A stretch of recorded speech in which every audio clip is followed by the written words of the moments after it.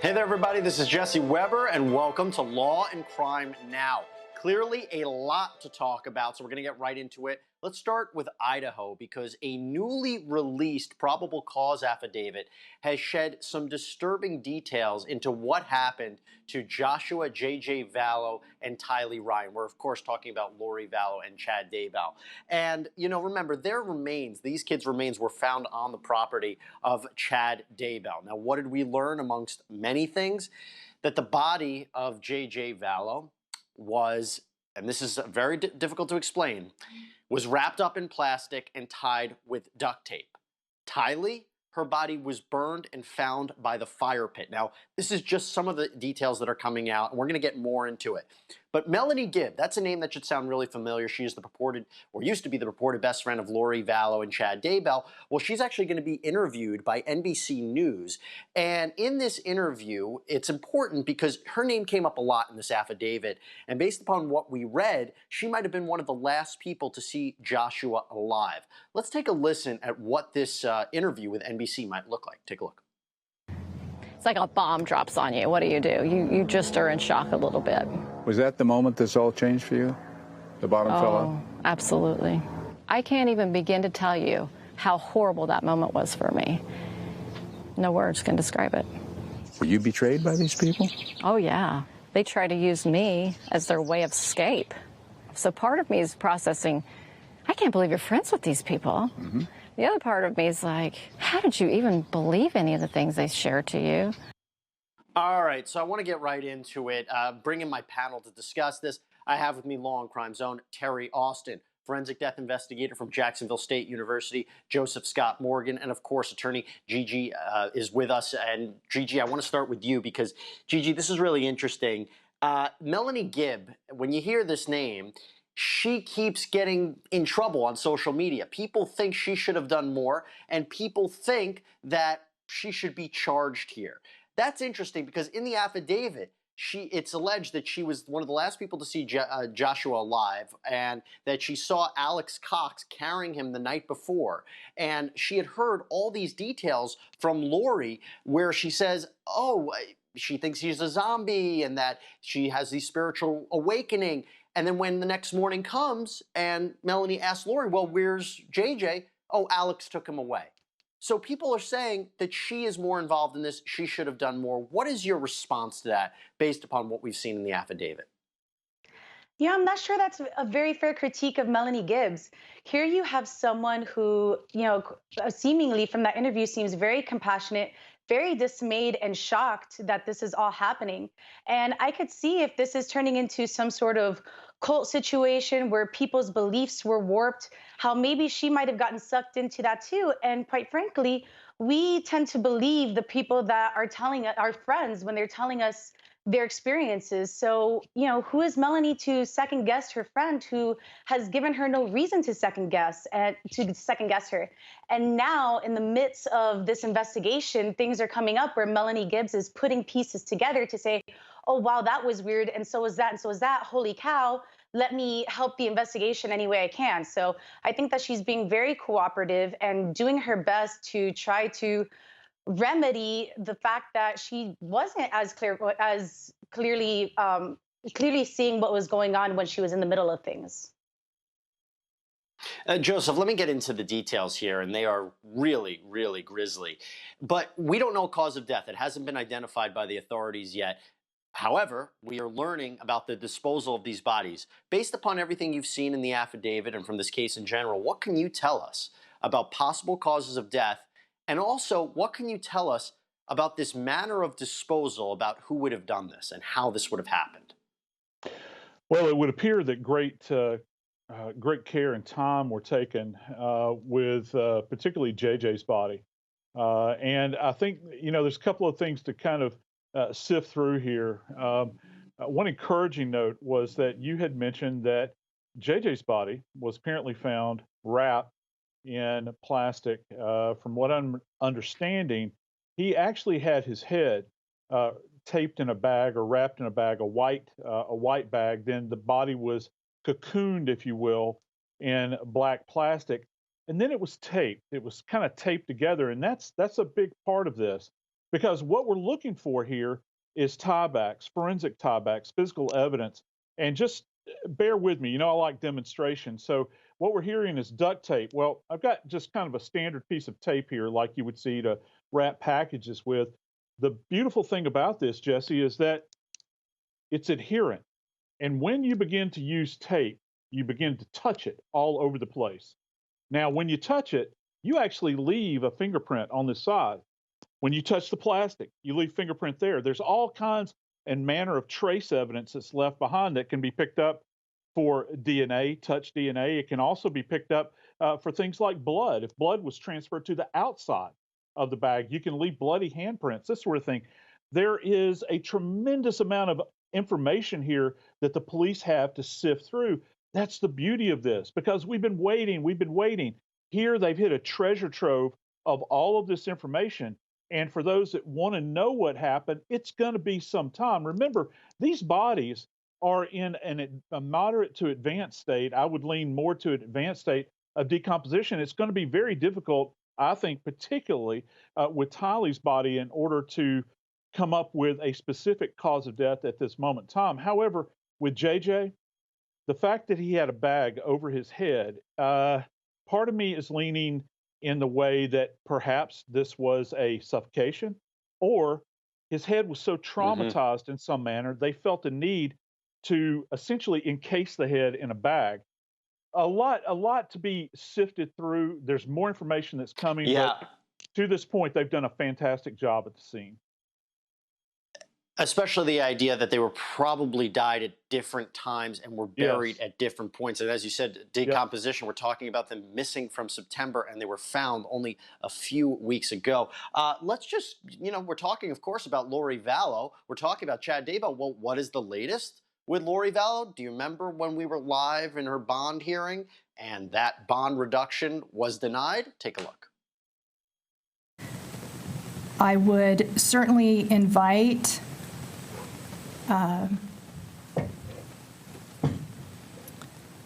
evidence that conversations are being inappropriately recorded between counsel and client of any sort, whether it's Ms. Daybell or anyone else, to be brought to the court's attention. I'm not sure a motion to reduce bond is exactly the way to do that, but certainly we don't want that happening, and I'm confident that the jail will make sure that that doesn't happen.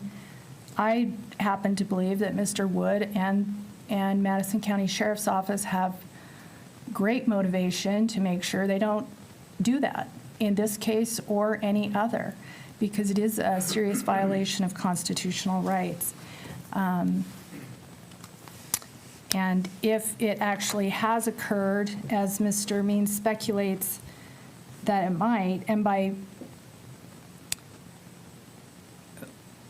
I guess what I should say when I say that if it's actually occurring, what I mean is if conversations between an attorney and client without a warning that they're being recorded are actually being recorded, then that would certainly be something that I would want to know about. But I don't really have any evidence that that is actually what is going on here. So on that basis, I'm denying the motion for bond reduction because I cannot find any good cause to reduce bond further than it already has. And that's where we last left off. She's in jail, $1 million bond, Chad Daybell, and $1 million bond. Now, Terri, they haven't been charged with murder yet. We kept talking when there was this search warrant, there was the discovery of human remains. It's only going to be a matter for the autopsy to come out. It's only going to be a matter until we get more details for them to be charged with murder. They're not. She's charged with a multitude of crimes, including child desertion. He's charged with evidence destruction or concealment. No murder charges yet. What are you expecting? Because these bodies didn't just end up there on their own. And it should be noted, the role of Alex Cox, Lori's brother, plays a huge role in that affidavit. There's no question in my mind, Jesse, that there will be murder charges against both Lori and Chad Daybell. And even if all of the evidence points to Alex Cox, to Joseph's point, even if his fingerprints are over all of the bags and all of the bodies, I do believe that they are going to tie in both Lori and Chad, because either they were hiring Alex to do the dirty work or they conspired with Alex to kill the children. And so I do think that based on the great investigation that's been done so far by the authorities, they will be able to have murder charges against these two individuals who clearly are very bad people. Gigi Gonzalez, I mean, here's what we're talking about. Now we learned what led authorities to Chad Daybell's property. It wasn't just the fact that cell phone data tracked Alex Cox's location to the burial sites, but this series of text messages between Chad and his former wife, Tammy Daybell, who just happens to be dead and died under apparently mysterious circumstances. That's currently being investigated. What did you make of the text message exchange during this period in time where he says, interesting morning I had, and I'm paraphrasing, I decided to burn the tree limbs, because I was worried about the storm. I was by the fire pit. Oh, I also shot a raccoon, and I buried it in the pet cemetery on the property, which it has been confirmed that property does have a pet cemetery. Seems a little too convenient. I mean, now we know why authorities went to the property. What do you make of that in terms of Chad's role here? Yeah, you're absolutely right, Jesse. It was very convenient to send that long-winded text message describing your eventful morning. And I think that the officers here, like Terri said, are doing an amazing job at really getting their ducks in a row. You know, I thought it was very interesting when I read raccoon. I was like, oh, that's kind of weird. And then the next paragraph, it's the investigator saying how, well, raccoons don't really come out during the day. They're nocturnal creatures. And for him to go the extra step to talk to the neighbors, and then they determined that they heard a gunshot, and the son said that it was a raccoon in July, but now this text message is being sent to Chad's ex-wife, Tammy, in September, explaining that a raccoon was shot on that date. It makes it particularly interesting because, you know, did you just recap this memory from before to apply to today in order to cover your tracks? Or did you really get a raccoon, find a raccoon and shoot it and kill it? I don't know. That remains to be seen, but it's definitely strange. And it seems like he's trying to cover his tracks. Well, we know what the probable cause was, what led authorities to his property, and there is clearly more details that will come out as time goes on, and we will cover it here on Law and Crime. When we come back, we'll focus on another case that we've been following, Rashard Brooks. There are some new developments we need to discuss. Stay tuned.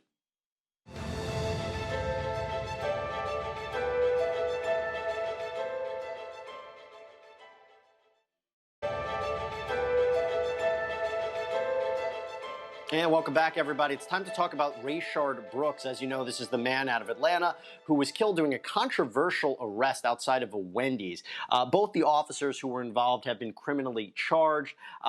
We know that Garrett Rolfe, the officer who actually fired the weapon, is facing the most serious charge of felony murder. But we've learned some new developments after this. First of all, the GBI, the Georgia Bureau of Investigation, came out and said, we weren't consulted when DA Paul Howard decided to file those charges. We're still conducting an investigation on our own. The attorneys that are representing both officers have also said, we don't agree at all with what DA Howard is his theory of the cases and the way he's characterizing the facts. In fact, let's just listen to Don Samuel, who represents Devin Brosnan. And he went on MSNBC along with his client to really refute some of these allegations. Take a look. They don't belong to either party. They don't belong to the prosecution. He doesn't belong to the state. And he's not going to testify against someone.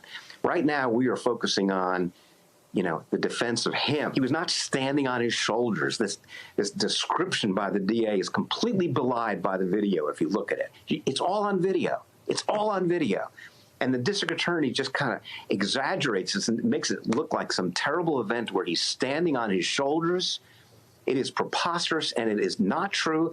And all you got to do is look at the video, and it'll show that he didn't do anything like that. And they charged him with aggravated assault for that. 2 minutes is quite a long time. It's not when somebody isn't. The DA is saying it's 2 minutes, and he's wrong. As somebody is he's wrong. All right, Terri, I want to start with you. There's one thing to put up a defense. There's another thing that something seems strange here. I mean, when we were covering this, wasn't it strange that DA Howard said that Brosnan's going to be a cooperating witness and plead guilty when you just heard Don Samuel say, that's not the case. He's not going to do that. And then you have both attorneys saying that there's no evidence to support what DA Howard is saying about whether it's standing on Rashard Brooks' shoulders, whether it's the Garrett Rolfe kicking Brooks. I mean, there seems to be a lack of corroborating evidence. What do you make of this disconnect between what the defense attorneys are saying and DA Paul Howard? Is this just standard business or something else going on here?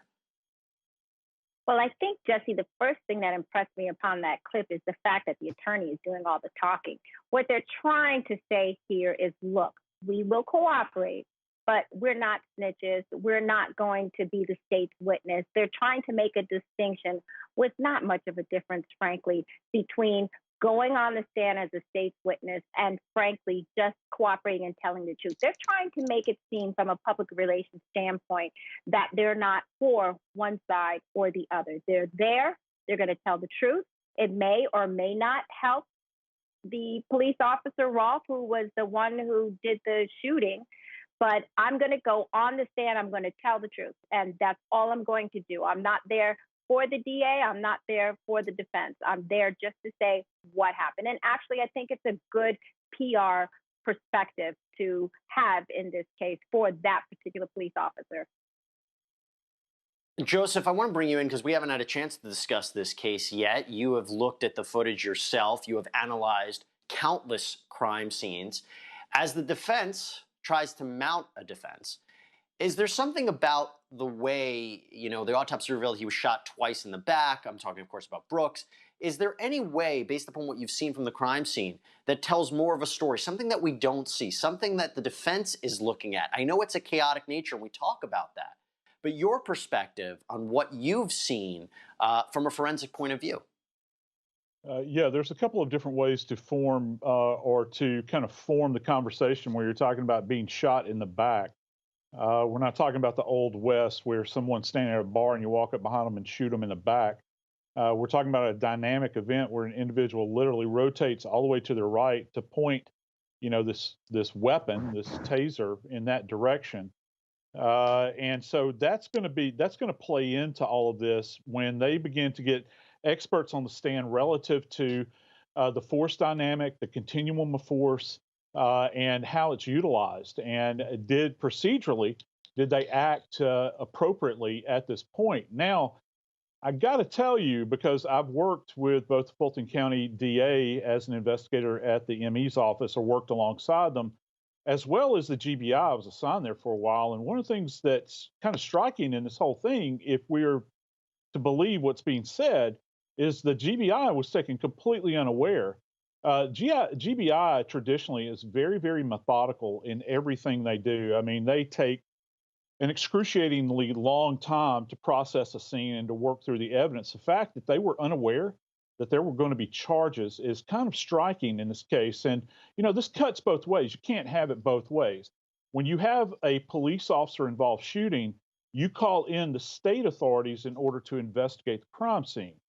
I've been involved in a number of these cases where the GBI took over and handled the crime scene and the processing of it. And generally, there's a consultation that takes place between the DA and the GBI. I think my question would be, well, what was the point in bringing out the GBI crime scene team if you're not going to wait for them to give you the information in order to pursue charges? It just, it just doesn't hold water. It doesn't make sense. Something seems a little strange there, and maybe we'll get more answers, but we knew that more details and more evidence would come forward. What we didn't quite expect is what we're about to show you, is that Rashard Brooks, obviously before this shooting, he sat down for an interview, and we actually heard from him, and this was important. Take a listen. I feel good about myself, but, as I said, we're here, and these things need to be addressed properly.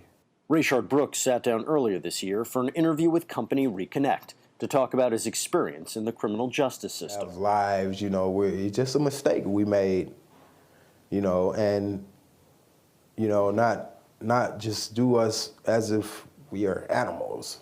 Brooks said he was sentenced to 1 year in prison for fraud and false imprisonment charges.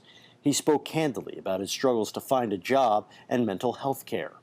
I mean, y'all took the time to lock me up and didn't care. I was sitting in there, but here yet I'm out now, and I have to try to fend for myself when I've been taken away from, society.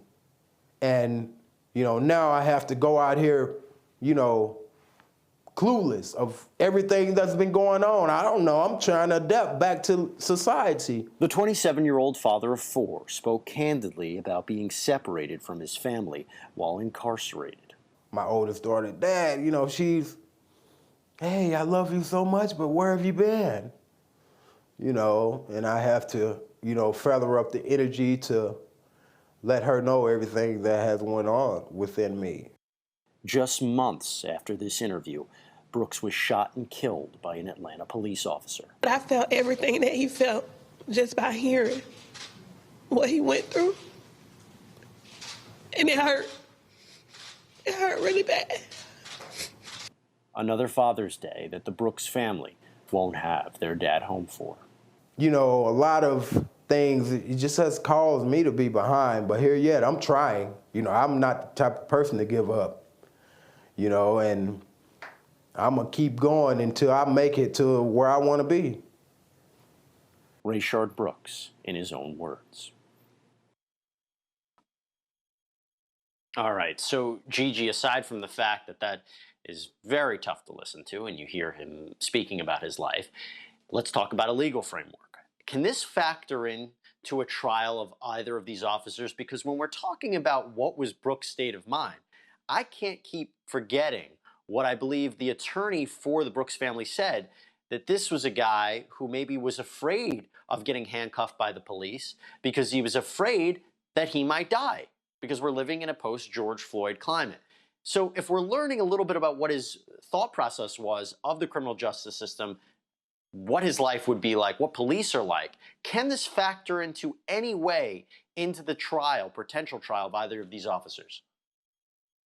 I think so. I think that the state is going to make the position that, being a black man in America, being confronted by the police as a black man in America, it's anxiety provoking. Black men, when they are interacting with police officers, they are led to believe that they have to act straight and they have to act right, or else it could be a deadly encounter for them, because they see it every week on the news. Another black man is murdered by a police officer during whatever kind of encounter. And when you think about what Brooks said, he said, just don't treat us like animals. And think about how he died. He got shot in the back as if he was being hunted like an animal. And you could say what you want about his criminal history, you could say what you want about the scuffle, but at the end of the day, this person, Rashard Brooks, was entitled to be treated like a human being. And in this case, he wasn't. And that's the interesting thing, because people are like, why would he resist officers? Why? But this gives a better sense of what might have been going on in his mind. Terri, taking a step back here, the charges that these officers face, are these set in stone? We heard a little bit, we were talking with Joseph about the GBI and how they're still conducting their review. DA Paul Howard is coming under his own controversial stance about his past. Is there a possibility these charges could change against the officers? I think we'll have to see what the evidence shows. But yes, I think they could change. I think that the DA actually charged the highest counts that he could possibly charge against both of the officers, one being the felony murder. And I think, obviously, they both failed to live up to their oath. But if, in fact, the highest charges can be made out at trial and they can prove their case beyond a reasonable doubt, I think they'll stick. If not, maybe during the trial, right, they'll agree to drop the charges to a lower standard, or, maybe there'll even be a plea deal. I think it's all going to be based on the evidence. Joseph, I want to get one more question from you. A taser, big question. Is it a deadly weapon? How do we think about it? It's a gun versus a taser, using justifiable use of force.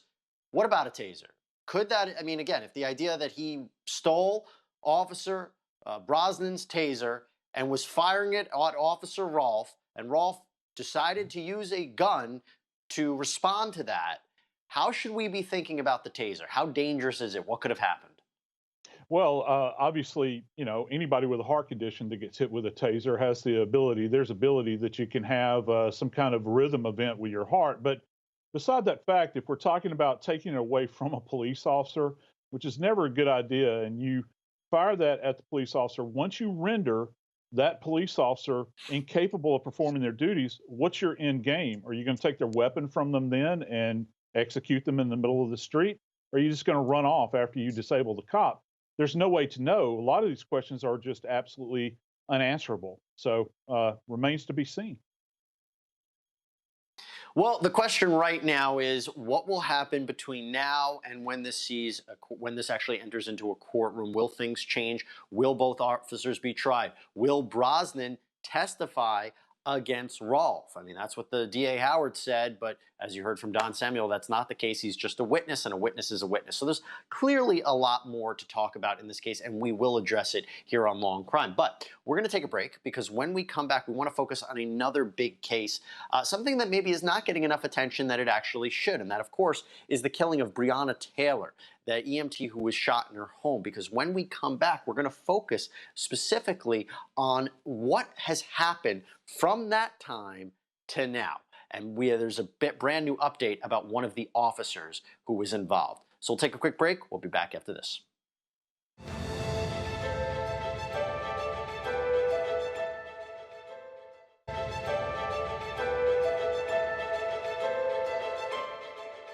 Welcome back, everybody. Now it's time to talk about Brianna Taylor, who was the EMT that was killed in her very own apartment during a police raid gone wrong. Remember, they thought that there were illegal drug operations going on there or that it was a source of that. That was not the case. And she was gunned down in the process, and there have been calls for the officers to be criminally charged or terminated. Well, there has been an announcement that one of the officers, Brett Hankinson, is to be terminated. Let's go listen to the mayor who discussed this decision. Chief Schroeder is today initiating termination procedures against Louisville Metro Police Officer Brett Hankinson. Unfortunately, due to a provision in state law that I very much would like to see changed, both the chief and I are precluded from talking about what brought us to this moment or even the timing of this decision.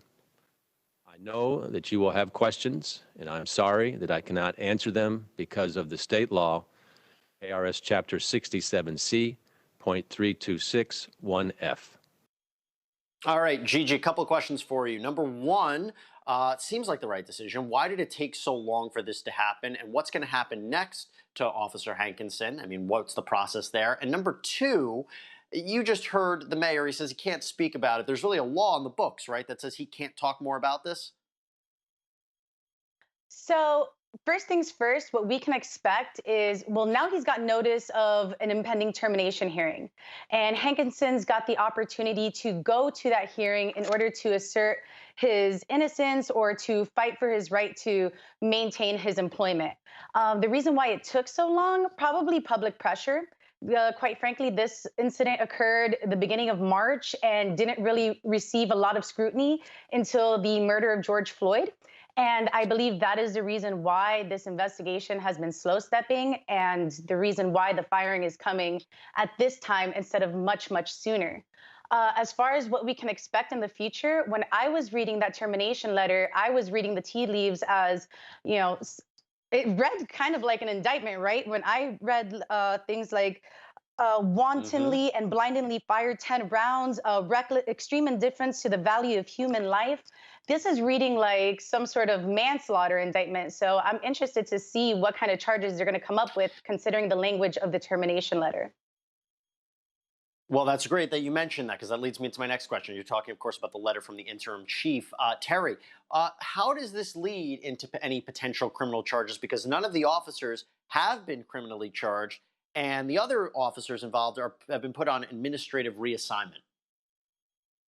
You know, I think they're going to take this one very slowly because there are discrepancies in what was said and what was done. This was a no-knock warrant. Whether or not they actually announced themselves is in question here. And so I think we are going to see charges. And I do think, to Gigi's point, the fact that all of this started to move after the George Floyd case, I think the authorities want to make sure that they do the right thing here. Clearly, they keep, charged with manslaughter or reckless disregard. There are a number of things that they could charge with. And I do think it does read like an indictment. And the fact that they said that, there were so many bullets that were fired, they clearly weren't concerned about harm that they could do to people or property for that matter. Well, in a case that was arguably very slow and nothing was happening, things seem to be speeding up quite rapidly, so we'll see where it goes. But I do want to turn our attention to a different story. You might have seen this, and this is a weird one. TikTok, the wildly popular social media platform, there is a video out there that's gone absolutely viral. We're going to show it in a second, of these teenagers who discovered a suitcase containing human remains. This is out of Seattle. Let's watch that video. Guys, we found a suitcase at the beach. Gabby, go. I'll hold your stuff. I don't know. Bro. Wait, open it. We were like, we're gonna find nothing. Open it. Able to sleep. It stinks, y'all. It washed out. It's Oh. Oh. Okay, so she's calling the police so we can see if it's actually a dead body or it's just food. What do I found a suitcase on the point in Alpine Beach. And Yeah, here's the crime scene.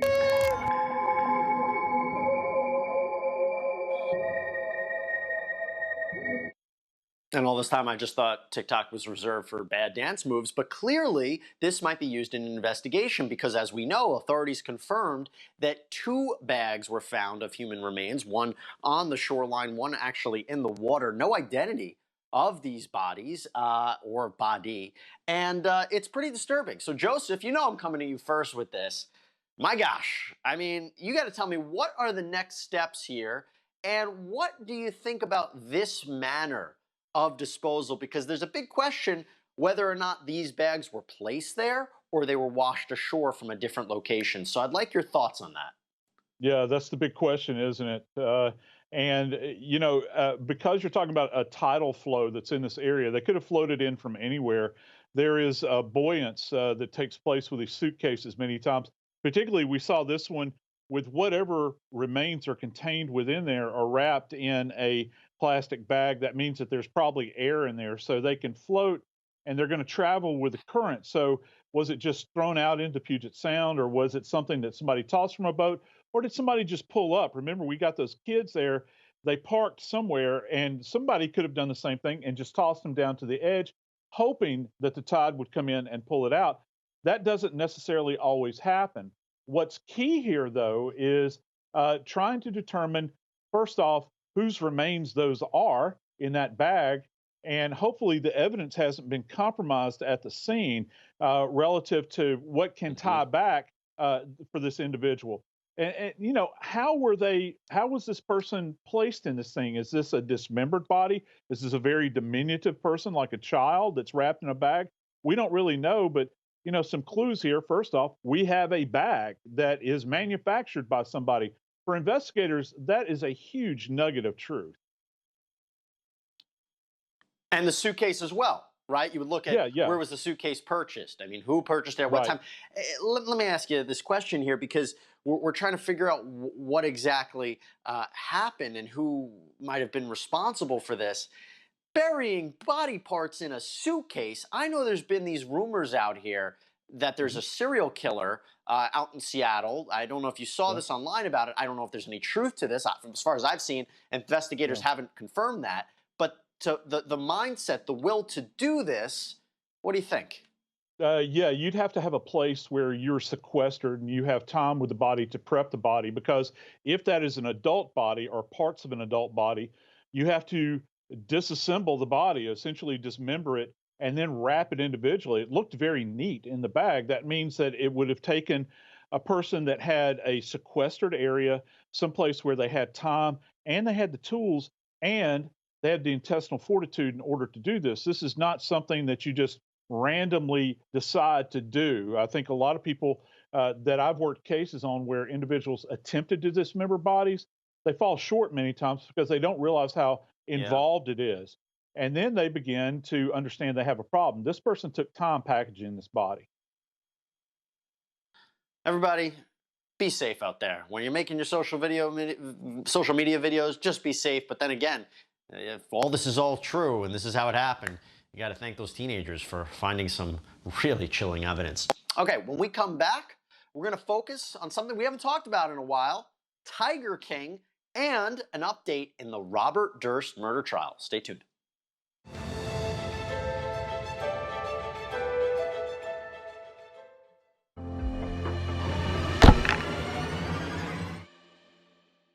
Hello, I'm Mike Lindell, inventor of MyPillow. Thanks to your support, you've helped make MyPillow become one of the fastest growing companies in America.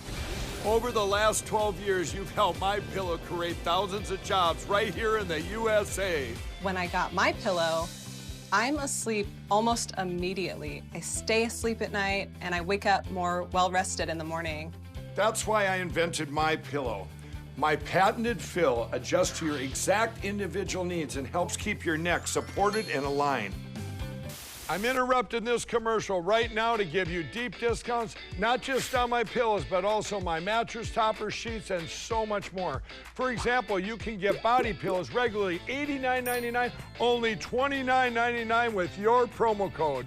With our 60-day money-back guarantee, you have nothing to lose. Sleep well, America! For the best night's sleep in the whole wide world, visit mypillow.com. Why are so many people turning to Super Beets crystals for energy and blood pressure support? Because just 1 teaspoon of Super Beets delicious apple-flavored crystals unlocks the nitric oxide boosting power of beet nutrients to help widen your blood vessels, supporting healthy blood flow. By supporting healthy blood flow, you're helping your body produce energy more efficiently. That's why over 120 professional and college sports teams use our beet crystals. I'm a 4-time Olympian. Super Beets help me win big races late into my 30s. It's increasing your circulation, and that's why this product is so amazing. Call now and find out how to get a free 30-day supply of Super Beets, plus a free kit of nitric oxide indicator strips to measure your results, and a free bonus pack of delicious Super Beets chews, plus free shipping and free returns. That's over $30 in total free gifts. Super Beets is giving me a different energy that I never had before. I love it. Go online or call 800-976-8117. That's 800-976-8117. Act now. Can your kitchen knife do this? How about this? Well, now it can. Inspired by the hit TV show Forged in Fire, is a once-in-a-lifetime knife. So sharp and so strong, it will cut everything in your kitchen, frozen or fresh.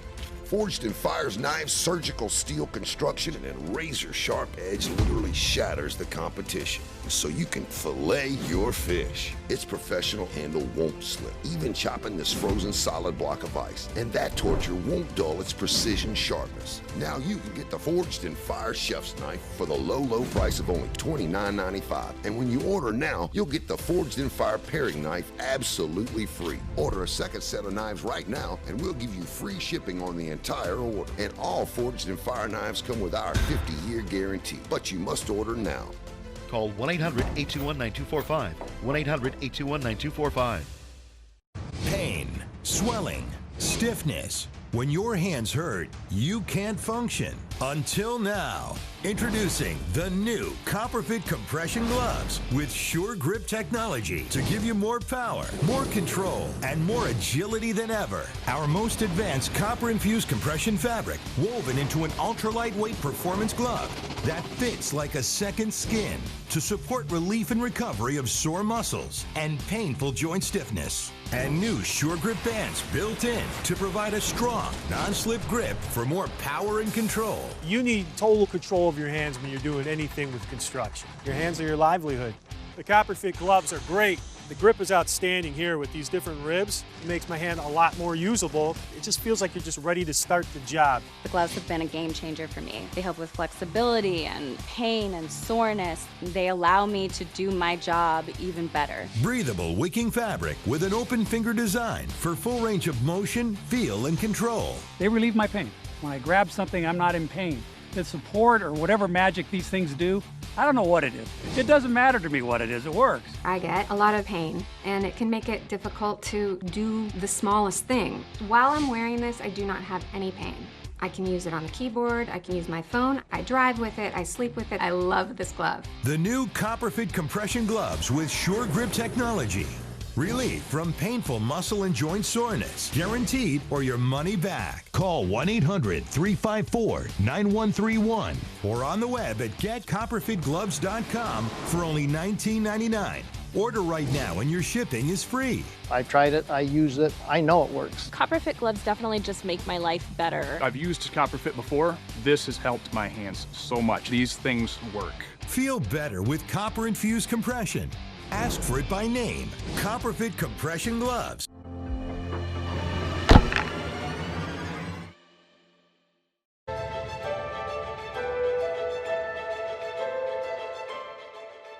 Welcome back, everybody. All right, now on to the gift that keeps on giving. Tiger King Alan Glover. Remember him? He was the purported hitman who was caught up in this murder-for-hire plot of Carol Baskin, orchestrated by Joe Exotic, who's currently serving a 22-year prison term. Well, Alan Glover's in the news again because he was picked up in Oklahoma on a DUI-related charge. It's actually called actual physical control, or APC.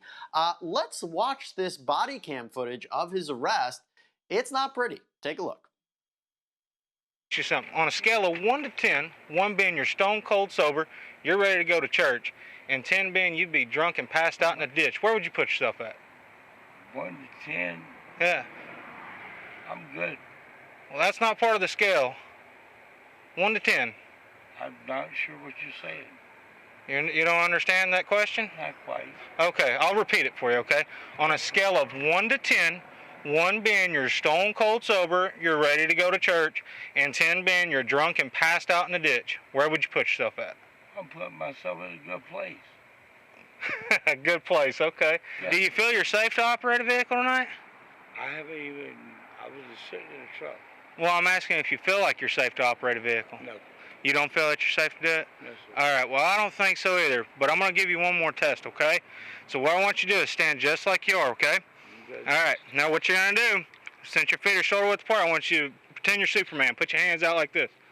All right, now what you're going to do is you're going to put them straight back, okay? Do that, okay? Now close your eyes and count to 10. Go. 1, 2. Sir, you're under arrest for actual physical control of a motor vehicle while intoxicated. All righty. Thanks, sir. Well, Gigi, you hate to see the celebrities that you love and admire the most in this such bad light, but let me ask you, this APC, what does this mean for him? What does this really mean? Is this just a slap on the wrist, or is he really in big trouble here? Oh, he's in trouble. Actual physical control of a vehicle where he was arrested, it's considered a driving under the influence charge. So the fact that the body cam video caught him in the front seat of his truck, unable to answer questions, and then later on he also admits to sitting in the truck, he's already in for the actual physical control of the vehicle alongside the .26 that he blew. So he's in trouble on this one.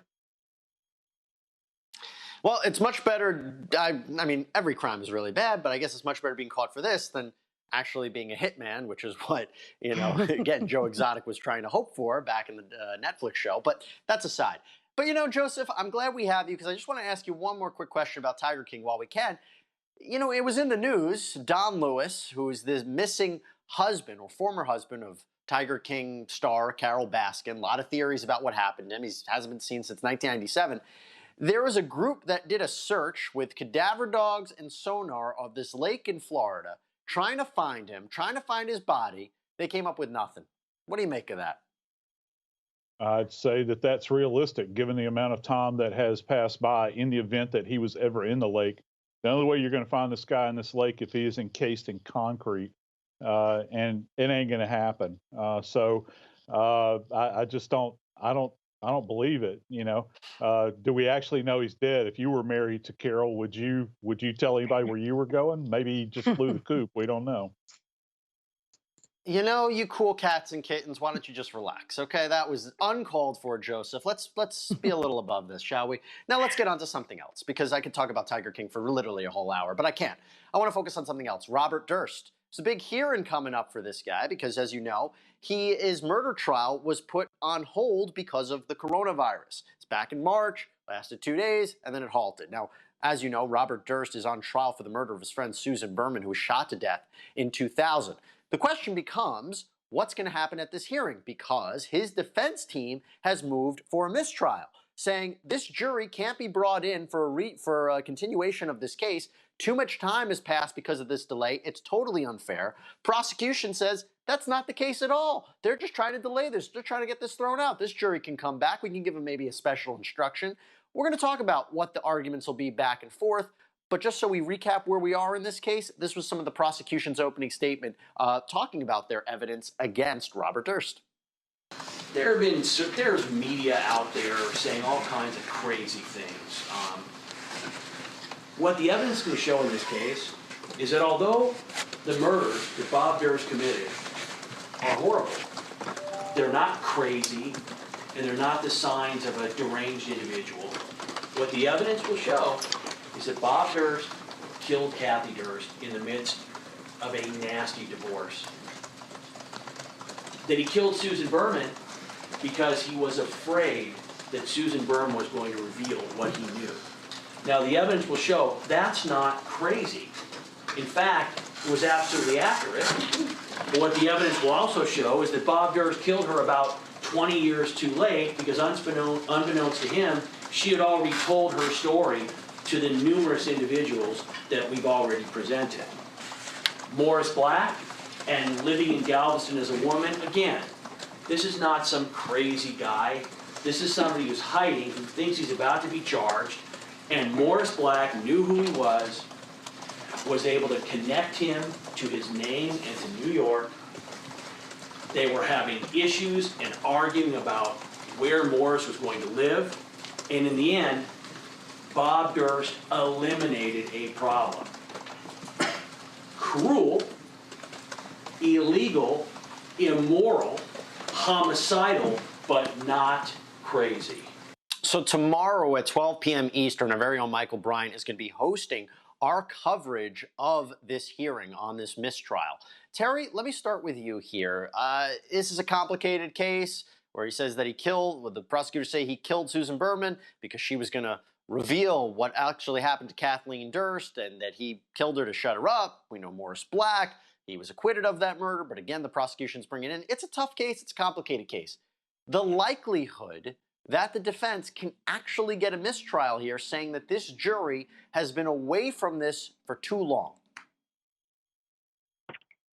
You know, Jesse, I don't know, maybe 50-50. I hate to bet on this, but here's the thing. This is the third delay. It was, March 6th, I think April 4th, and again in May, and now we have a July 23rd date. So it has been delayed, and the jury probably has forgotten everything.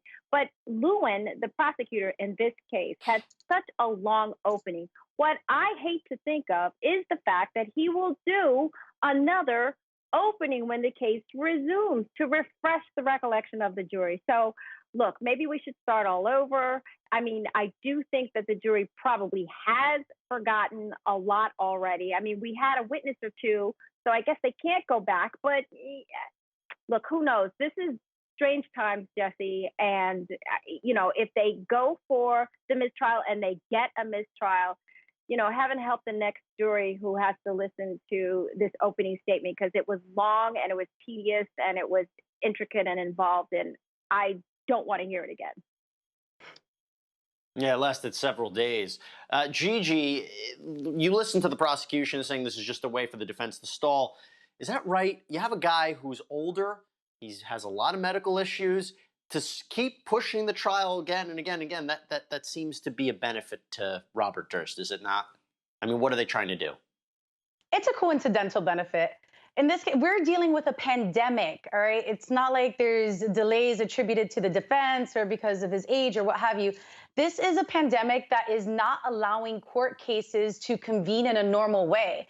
And with the delay that the COVID-19 crisis has caused, the jury in this case has had at least since March to do their own research or conduct their own investigations.